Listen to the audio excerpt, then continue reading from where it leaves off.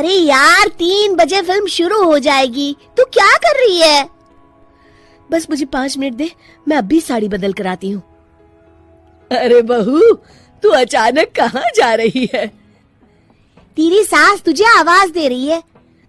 अरे छोड़ ना, ये बुढ़िया कभी नहीं सुधरेगी। क्या हुआ माँ जी?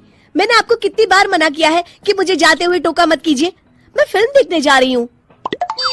तू अभी चली जाएगी तो मेरे लिए खाना कौन बनाएगा बहू? सुबह से भूखी बैठी हूँ। अरे माँ जी, आप कौन सा घर का काम करती हो जो आपको भूख लगी है? अच्छा मुझे देर हो रही है, चलना रीटा। अंजलि के जाते ही सीता देवी अपनी किस्मत को कोसते हुए सारा दिन घर में भूखी बैठी रहती है। इस तरह अंजलि अपना बहू होने का कर्तव्य कभी नहीं निभाती थी।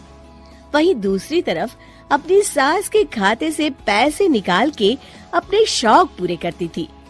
लेकिन सीता देवी इस उम्मीद पर थी कि एक दिन उसकी बहू सुधर जाएगी। फिर एक दिन सीता देवी की जुड़वा बहन गीता देवी वहाँ आती है। अपनी बहन को घर के काम करते हुए देख गीता देवी आग बबूला हो जाती है। अरे ये सब यहाँ क्या चल रहा है सीता? तेरी बहू कहाँ है जो तू घर के काम कर रही है?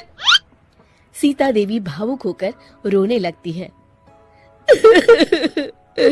अब तुझसे क्या छुपाऊं? मेरी बहू रत्ती भर भी मेरी इज्जत नहीं करती। मजबूरी में मुझे घर के सारे काम करने पड़ते हैं। वो तो बस सारा दिन अपनी सहेली के साथ सैर सपाटा करने में लगी रहती है। अच्छा, तो उस चिड़िया के पर निकल आए। तू चिंता मत कर, मैं ऐसी कई बिगड़ैल बहुओं को ठीक कर चुकी हूँ। अब मैं इस चुड़ैल से निपटूंगी। तू कुछ दिनों के लिए मेरे घर चली जा, मेरी बहू तेरी अच्छी देखभाल करेगी। फिर दोनों बहनें आपस में साड़ियाँ बदल लेती हैं और सीता देवी अपनी बहन के घर चली जाती हैं। देर रात अंजलि जब घर आती है तो अपने कमरे का नजारा देख उसकी आंखें फटी की फटी रह जाती है। हे राम, मेरे कमरे का एसी कहाँ चला गया? और मेरा 56 इंच का एलईडी टीवी कौन ले गया?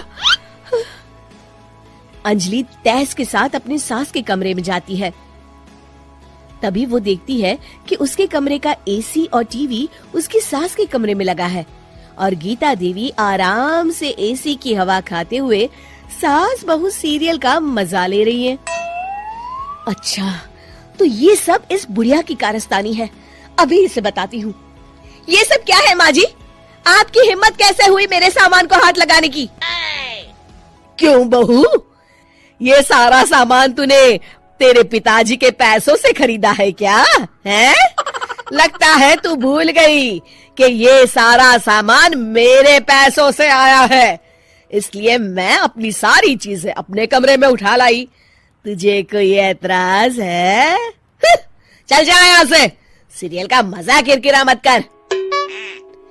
गीता की बातों का कोई जवाब नहीं बनता देख अंजलि अपने दांत पीस कर रह जाती है। अगले दिन रीटा और अंजलि शॉपिंग पे जाने की तैयारी करती हैं। अंजलि जैसे ही अपनी स्कूटी पर बैठती है तभी गीता देवी स्कूटी की चाबी निकाल लेती हैं। अरे ये स्कूटी कहाँ लिए जा रही है? ये भी मेरी कमाई की है। माँ जी, ये तो आप हद कर रही हैं। मैं बाहर पैदल जाऊंगी क्या? हाँ पैदल जा, वैसे भी तुझे घूमने का शौक है, मुझे नहीं। देखिए माँ जी, इस तरह मेरी सहेली के सामने मेरी बेइज्जती करके आप ठीक नहीं कर रही हैं। आप मुझे अच्छी तरह जानती हैं, बाद में आपको पछताना पड़ेगा।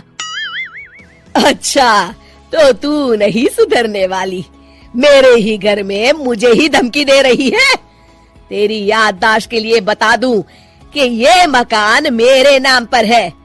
अब तू देख, मैं आज ही अपने बिल्लू वकील को बुलाकर ये सारी जायदाद अनाथालय को दान कर देती हूँ, फिर तुझे एक ढेला भी नहीं मिलेगा। गीता की बातें सुनकर अंजलि के पैरों तले जमीन खिसक जाती है।